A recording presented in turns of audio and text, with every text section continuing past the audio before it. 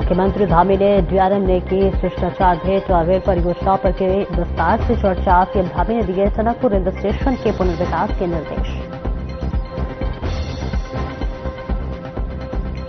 देहरादून में 27 जनवरी को होगा समान नागरिक संहिता दिवस कार्यक्रम आयोजित। सीएम धामी करेंगे कार्यक्रम में शिरकत। कुंदन परिहार ने दी जानकारी।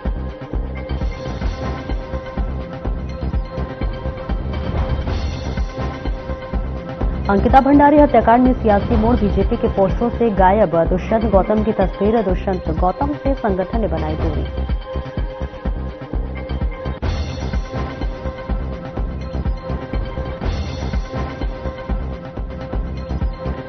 जितेंद्र आत्महत्या केस की चार्जशीट पर सवाल। परिजनों ने सरकार पर लगाया आरोप। मामले की जांच जारी, जल्द होगी कार्रवाई।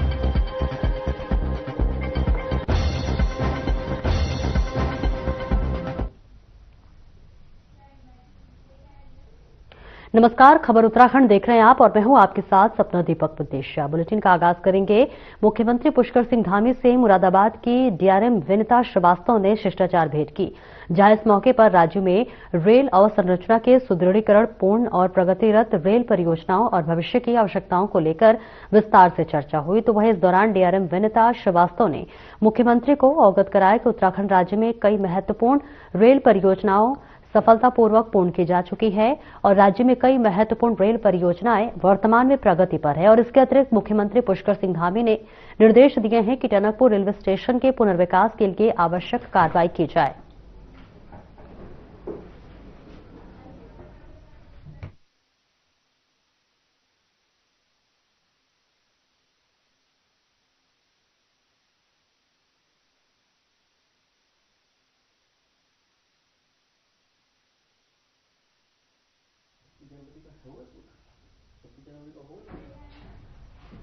अमित शाह अपने हरिद्वार दौरे के 2 दिवसीय कार्यक्रम के अंतिम चरण में हैं, जहां इस दौरान गृह मंत्री अमित शाह के बीते रोज निरंजनी अखाड़े पहुंचे, जहां उन्होंने हनुमान मंदिर पहुंचकर पूजा अर्चना की और साथ ही साथ संतों का आशीर्वाद लिया। और अखाड़े के सामने बैठी मां गंगा को प्रणाम कर अमित शाह दिल्ली के लिए रवाना हो गए, जिस पर जानकारी देते हुए अखाड़े के सचिव महंत रामरतन गिरी ने बताया कि अखाड़े की तमाम बातों की जानकारी दी। हमारे देश के यशस्वी गृह मंत्री श्री अमित शाह जी अभी पूजा पाठ करके आरती भी की, सभी कुछ किया, मंत्रोच्चार के साथ हनुमान जी की पूजा की। और उनकी बड़ी इच्छा थी कि हरिद्वार के अंदर हमारा जो सिद्ध हनुमान जी है, मेरे वहां जाने की इच्छा है। तो हमारे अध्यक्ष जी रविंद्रपुर जी ने कहा कि अखाड़े में हमारे हनुमान जी का मंदिर है।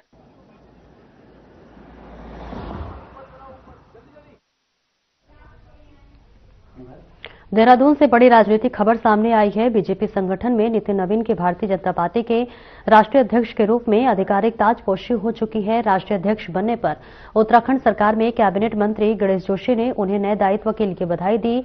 गणेश जोशी ने कहा कि इस फैसले से भाजपा के कार्यकर्ताओं और नेताओं में जबरदस्त उत्साह है। उन्होंने कहा कि जहां कांग्रेस और अन्य दलों के राष्ट्रीय अध्यक्ष 50 वर्ष से अधिक उम्र के हैं, वहीं बीजेपी ने एक युवा को आगे बढ़ाया है।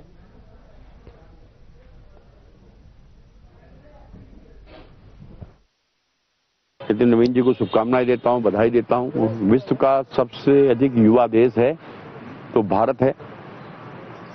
आज विश्व की आबादी का 60% युवा भारत में रहता है और आज कल उनकी घोषणा हुई है। इससे आज पूरे भारतीय जनता पार्टी के कार्यकर्ताओं में, देश में एक उत्साहवर्धन हुआ है। जहां कांग्रेस का युवा और सपा का युवा 55 साल का है, हमारा युवा बिल्कुल वास्तव में युवा है।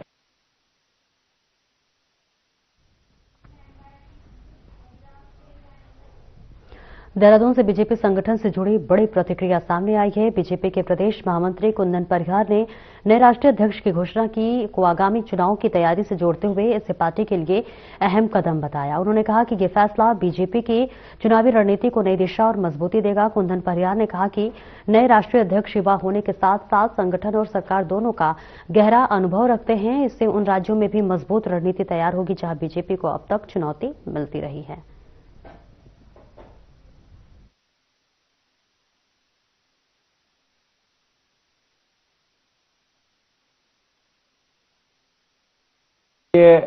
हम सब कार्यकर्ताओं के लिए बहुत ये हर्ष का अवसर है कि जब हमारे राष्ट्रीय अध्यक्ष जी की विधिवत रूप से घोषणा हुई है और वो भी तब जब वो एक युवा हैं और युवा होने के साथ साथ उनको सरकार का भी अनुभव है, संगठन का भी अनुभव है और एक युवा सोच के साथ जो भारतीय जनता पार्टी की जो राज्य अभी तक चुनौती बने हुए हैं, हम समझते हैं कि उन राज्यों में भी एक ऐसी रणनीति उनके नेतृत्व में बनेगी और निश्चित रूप से हमारा विश्वास है कि उन राज्यों में भी हम विजयश्री प्राप्त करेंगे।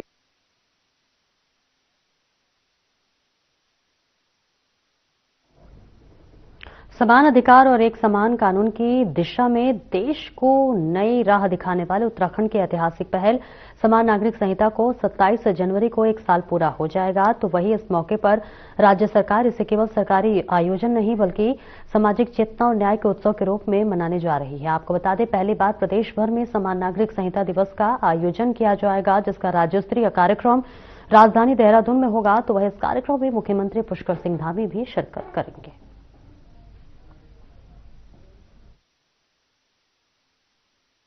कि निश्चित रूप से संपूर्ण देश भर में जो इस उत्तराखंड प्रदेश ने और आदरणीय मुख्यमंत्री पुष्कर सिंह धामी जी ने यूसीसी को लागू किया था, उसके कारण से आज अनेक राज्य इसमें अध्ययन कर रहे हैं और वो भी अपने अपने राज्य में इसको लागू करना चाहते हैं।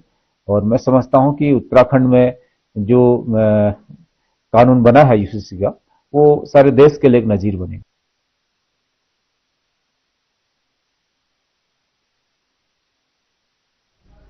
अंकिता भंडारी हत्याकांड प्रकरण में वीआईपी के तौर पर सामने आए नाम के बाद भाजपा संगठन के भीतर हलचल तेज हो गई है। भाजपा प्रदेश प्रभारी दुष्यंत गौतम से संगठन ने धीरे धीरे दूरी बनानी भी शुरू कर दी है और हाल ही के कई कार्यक्रमों में जहां दुष्यंत गौतम नदारत नजर आए, तो वहीं अब नए पोस्टरों से भी उनकी तस्वीर गायब है, जबकि पुराने पोस्टरों में भी उनकी फोटो मौजूद रही है। इस पूरे मामले पर भाजपा प्रदेश महामंत्री दीप्ति रावत ने सफाई देते हुए कहा कि नए राष्ट्रीय अध्यक्ष के चयन के बाद वजह से कई राज्यों में प्रभारी की फोटो लगाई जा रही है और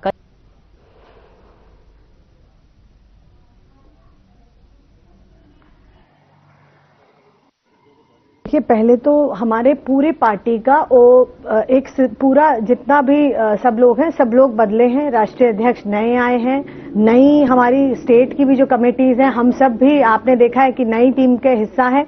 हमारे प्रदेश अध्यक्ष जी दोबारा बने हैं, राष्ट्रीय अध्यक्ष जी नए हैं। तो पूरी जिस तरह की राष्ट्रीय टीम होगी उस प्रकार से पूरे प्रदेशों में सब लोग जाने वाले हैं। लेकिन जिस विषय की आप बात कर रहे हैं उसमें उनको हाईकोर्ट से रिलीफ मिला है। वो कहीं से कहीं तक उन्होंने अपनी सारी जानकारी दे दी, मैं किस दिन कहां थे, क्या थे। अगर कोई किसी के दो व्यक्ति बात कर रहे हैं, वो किसी के भी बारे में, अगर हम दो लोग बात कर रहे हैं, आपके बारे में कर दें, मेरे बारे में आप कर लें। राष्ट्रीय अध्यक्ष बन गए हैं बड़ा, देखिए वो तो मुझे लगता है चयन तो हुआ नहीं है, उनका घोषित किया गया है, क्योंकि उनके अलावा किसी ने नॉमिनेशन नहीं फाइल किया था। ये भारतीय जनता पार्टी की तानाशाही है, जो अंदरूनी तानाशाही है। अब रही बात की जो पोस्टर्स जारी होते हैं, चाहे प्रदेश कमेटी से हो चाहे दिल्ली से हो, उसमें बिल्कुल प्रभारी दुष्यंत गौतम का चेहरा ना होना ये दर्शा रहा है कि कहीं ना कहीं भारतीय जनता पार्टी का जो संगठन है ये भी इस बात को स्वीकार कर चुका है कि दुष्यंत गौतम कहीं ना कहीं पूरी तरीके से अंकिता भंडारी हत्याकांड में इन्वॉल्व है और वीआईपी जो एक ग्रुप ऑफ वीआईपी है उसमें एक व्यक्ति जरूर दुष्यंत गौतम है। और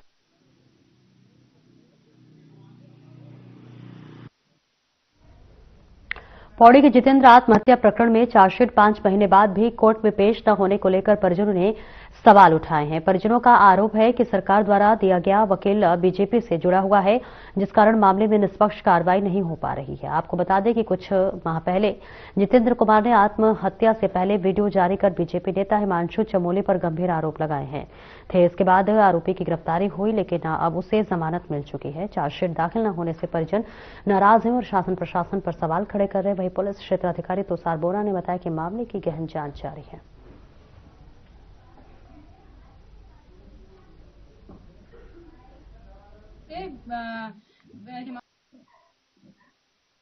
पुलिस ने अब तक भी चार्जशीट दाखिल नहीं की है कोर्ट के अंदर। ये दुर्भाग्य है। एक उत्तराखंड के एक पौड़ी के नौजवान आत्महत्या करने के लिए बाध्य किया जाता है और जो लोग दोषी हैं, प्रदेश सरकार ने बड़े उस समय जब कीर्तनगर में रोका शव जलाने से मना कर दिया था, उसके परिवार के लोगों ने, उसकी बहन ने मना कर दिया था।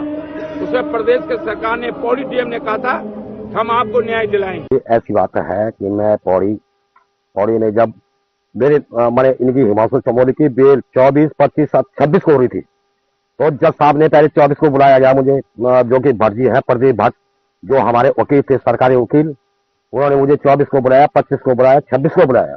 मुझे अंदर नहीं ले जाता है, और 26 को मुझे जब अंदर ले जाते हैं तो केवल 5 या 7 मिनट मैं अंदर रहता हूँ कोर्ट में, और जबकि जज साहब उसके बाद बोलते हैं कि इन सबकी बेल होती है, और मुझे एक कागज में दस्तखत करा दिए जाते हैं।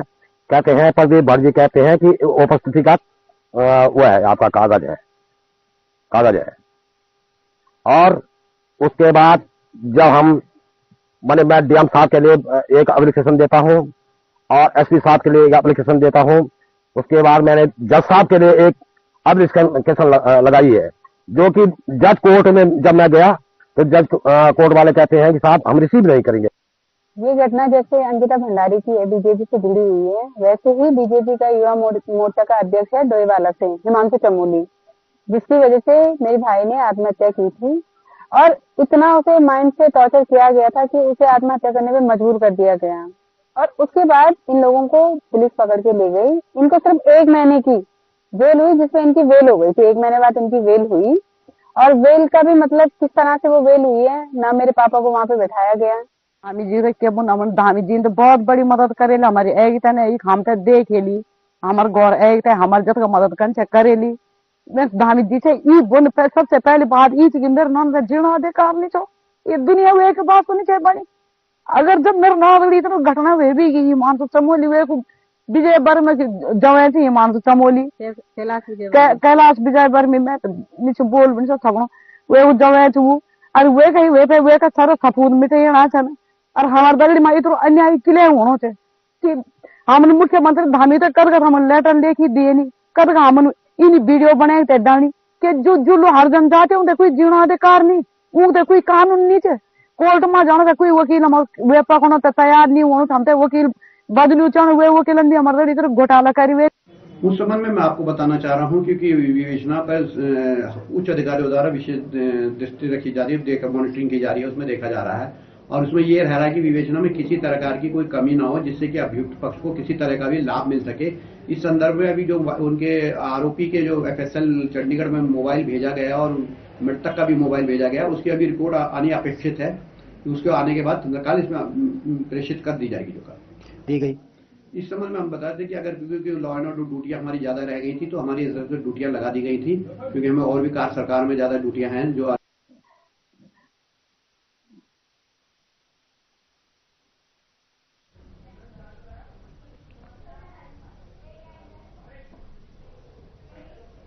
तहसील प्रशासन ने पूर्व कैबिनेट मंत्री और गदरपुर से 5 बार के बीजेपी विधायक रहे अरविंद पांडे के गुलरभोज स्थित आवास पर अवैध अतिक्रमण को लेकर नोटिस चस्पा किया है। नोटिस में 15 दिनों के भीतर सरकारी भूमि से अतिक्रमण हटाने के निर्देश दिए गए हैं, अन्यथा प्रशासन द्वारा बुलडोजर चलाकर कार्रवाई की जाएगी।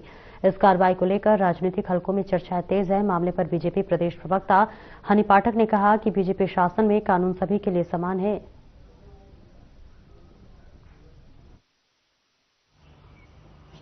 होता है कि जब कोई थोड़ा सा वही करी जाती है तो भी भारतीय जनता पार्टी गुनहगार, कार्यवाही नहीं करी जाती है तो भी भारतीय जनता पार्टी गुनहगार। अगर किसी भी प्रकार का अतिक्रमण कहीं पर भी पाया जाता है तो अभी आपने देखा होगा, जब से धामी जी मुख्यमंत्री बने हैं तब से 1000 से ज्यादा हमारी सरकारी जमीन एकड़ को खाली कराया गया है। उसी प्रकार से कहीं भी किसी भी प्रकार का अतिक्रमण होगा।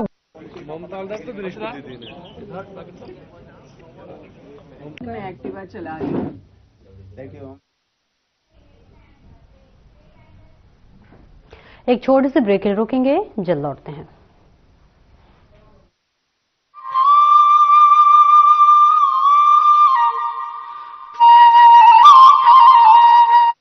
देवभूमि उत्तराखंड, आज यही देवभूमि प्रधानमंत्री नरेंद्र मोदी की प्रेरणा और मुख्यमंत्री पुष्कर सिंह धामी के कुशल नेतृत्व में ऊर्जा भूमि बनने की ओर तेजी से अग्रसर है। उत्तराखंड की जल विद्युत परियोजनाएं राज्य को ऊर्जा के क्षेत्र में आत्मनिर्भर बनाने का संकल्प पूरा करने में निरंतर योगदान दे रही हैं। राज्य में जल विद्युत परियोजनाओं के द्वारा 2000 मेगावाट से अधिक बिजली का उत्पादन हो रहा है, जबकि 8000 मेगावाट क्षमता वाली परियोजनाओं पर तेजी से कार्य जारी है। लघु जल विद्युत परियोजनाओं ने भी ऊर्जा उत्पादन में उल्लेखनीय इजाफा किया है। उत्तराखंड हरित ऊर्जा के क्षेत्र में भी तेजी से आगे बढ़ रहा है। 13 मार्च 2023 को लागू उत्तराखंड सौर ऊर्जा नीति का उद्देश्य 2027 तक उत्तराखंड में 2500 मेगावाट सौर उत्पादन का है। राज्य में सौर ऊर्जा उत्पादन को प्रोत्साहित करने के लिए राज्य सरकार ने सिंगल विंडो प्रणाली के साथ ही लैंड यूज बदलाव के शुल्क में छूट की भी घोषणा की है। मुख्यमंत्री सौर स्वरोजगार योजना के माध्यम से 20 से 200 किलोवाट तक के सोलर प्लांट लगाने के लिए प्रोत्साहन दिया जा रहा है। सौर ऊर्जा के बेहतर उपयोग के लिए बैटरी स्टोरेज परियोजना की पहल भी की गई है। इस साल की शुरुआत में मैंने ये प्लांट लगवाया। इस प्लांट की लगने के बाद मैं देख रहा हूँ कि हमारा जो बिजली का बिल है वो आ ही नहीं रहा है। इस ग्लोबल वार्मिंग के दौर में जहाँ लोग बिजली की इतनी खपत हो रही है, इस योजना का लाभ लें। जब हमारा बिल, मेरा बिल जो खुद देखता था मैं कि 1500, 1700, 1800 तक बिल आ जाता था, तो आज आप देखिएगा अभी तक मैंने 1 रुपये भी पेमेंट नहीं किया है। तो निश्चित ही है कि ये बहुत अच्छा स्कीम है। अब उत्तराखंड में भूतापीय ऊर्जा नीति को भी मंजूरी मिल चुकी है। इस नीति के अंतर्गत उत्तराखंड के जियो थर्मल स्प्रिंग्स के जरिए ऊर्जा उत्पादन की राह प्रशस्त होगी। उत्तराखंड सरकार का लक्ष्य है उत्तराखंड को देश के ऊर्जा मानचित्र पर अग्रणी राज्य के रूप में स्थापित करना।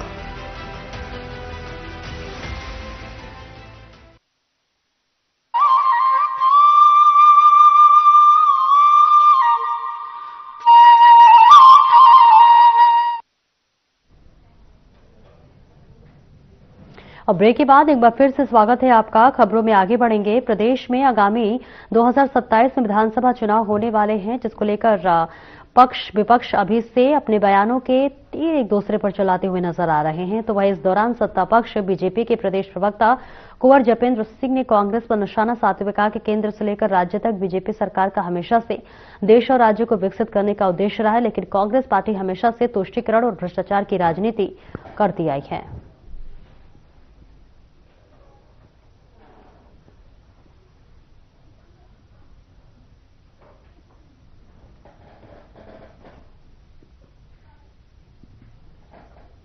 भारतीय जनता पार्टी का, केंद्र सरकार का, राज्य सरकार का देश को विकसित करने का जो प्रण है, तो कांग्रेस ने तो ना ये प्रण कभी लिया और ना कांग्रेस इस प्रण को लेने में सक्षम है, क्योंकि कांग्रेस में हमेशा से ही तुष्टीकरण की राजनीति, भ्रष्टाचार की राजनीति, देश को तोड़ने की राजनीति, देश को कमजोर करने की राजनीति की है। और वहीं 2014 के बाद से इस देश की फिजा बदल चुकी है। देश की जनता ने जो समर्थन दिया, जो ताकत दी, जो स्नेह दिया, उसके दम पर भारतीय जनता पार्टी के मुख्य सेवक माननीय प्रधानमंत्री मोदी जी ने इस देश को एक विकसित राष्ट्र के रूप में राष्ट्र को सौंपने का जो प्रण लिया है, तो राज्य सरकारें और केंद्र सरकार धीरे धीरे उस ओर बढ़ रही हैं और उसमें काफी हद तक सफलता भी मिली। आगे बढ़ेंगे। ज्योतिर्मठ के शंकराचार्य स्वामी अभय मुक्तेश्वरानंद के साथ माघ मेला स्नान के दौरान कथित दुर्व्यवहार का मामला गर्मा गया है। इस मुद्दे पर उत्तराखंड कांग्रेस के प्रदेश उपाध्यक्ष सूर्यकांत धस्माना ने भाजपा सरकार पर तीखा हमला बोला है। उन्होंने कहा है कि सनातन धर्म में शंकराचार्य सर्वोच्च पद पर होते हैं, उनके साथ धक्का मुक्की और अभद्रता बेहद निंदनीय है।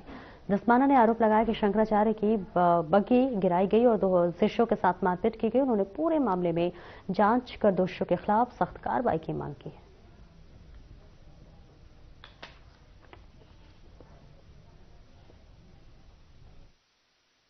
कि इनका सनातन का जो जप है, सनातन की जो रट है, वो केवल ढोंग है, केवल प्रपंच है। इनको सनातन से कोई लेना देना नहीं है, सनातन परंपराओं से कोई लेना देना नहीं है। इनको केवल सनातन जो है वो वोट के टाइम याद आता है। और आप इससे अंदाजा लगा सकते हैं कि जिस प्रकार से माघ मेले में इलाहाबाद में हमारे ज्योतिर्मठ के शंकराचार्य अभिमुक्तेश्वरानंद जी के साथ जो व्यवहार किया गया, जिस प्रकार से उनको स्नान करने से रोका गया, जिस प्रकार से क्यों रोका गया, क्योंकि वो सरकार की व्यवस्थाओं के खिलाफ बात करते हैं। राम मंदिर के समय जो तमाम विरोध पूरे देश के चारों शंकराचार्य ने किया था, उसमें अभिमुक्तेश्वरानंद जी प्रमुख थे। उन्होंने उस समय कहा था कि मंदिर का निर्माण पूरा नहीं हुआ।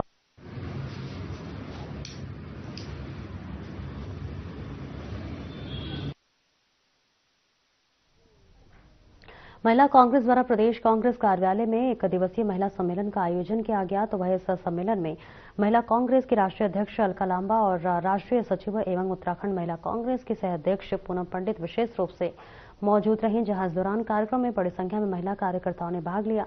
बता दें, सम्मेलन के दौरान साल 2027 में होने वाले विधानसभा चुनाव को लेकर संगठनात्मक रणनीति और महिलाओं की भूमिका पर भी विस्तार से चर्चा की गई।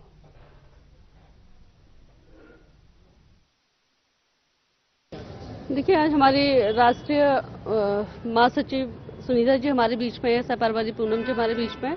अब हम लोग 2027 में, क्योंकि चुनावी वर्ष है, और हम लोग जो जिला संगठन है, जो ब्लॉक संगठन है, और जो हमारे संगठन के द्वारा हम लोग ये पदयात्रा निकालेंगे और जो कांग्रेस की उपलब्धियां थी और जो भाजपा की नाकामियां हैं पिछले 9 साल के, वो लोगों के बीच में पहुंचाने का काम करेंगे। आज मैडम पहली बार हमारे बीच में आई है। 2027 की तैयारी चल रही है।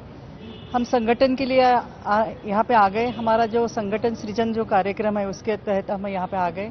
हम हमारे संगठन पहले ही मजबूत था, उसको अधिक से अधिक मजबूत करने के लिए हम यहाँ पे आ गए। हमारी ये संगठन की मीटिंग है। क्या संदेश देंगे इस मीटिंग में? हम ये संदेश देना चाहते कि बूथ स्तर से लेके प्रदेश स्तर तक हर एक कार्यकर्ता मजबूत हो।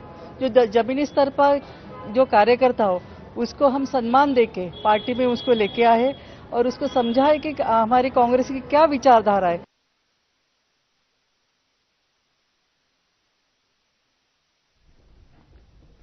आगामी बजट सत्र का आयोजन गैरसैंण में होगा, जिसकी जानकारी खुद मुख्यमंत्री पुष्कर सिंह धामी ने दी है। लेकिन वहीं मुख्य विपक्षी दल कांग्रेस को सत्र के स्थान और अवधि के औपचारिक ऐलान का इंतजार है। कांग्रेस के वरिष्ठ नेता और चक्राता विधायक प्रीतम सिंह का कहना है कि सत्र कहीं पर भी कांग्रेस इसके लिए तैयार है, लेकिन बजट सत्र है तो कम से कम 10 दिन का होना ही चाहिए, जिसके लिए विधानसभा अध्यक्ष और सरकार दोनों से बात की जाएगी।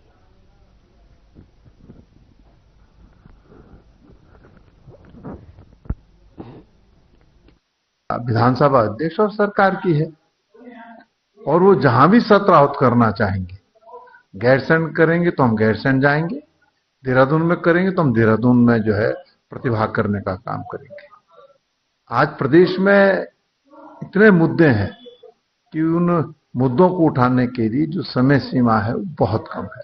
आपने देखा होगा पिछली बार भी सत्र की जो अवधि थी वो 4 दिन सुनिश्चित की गई थी, लेकिन कानून व्यवस्था को लेकर के जब हमने सरकार को घेरने का काम किया तो सत्र की अवधि को घटा दिया गया।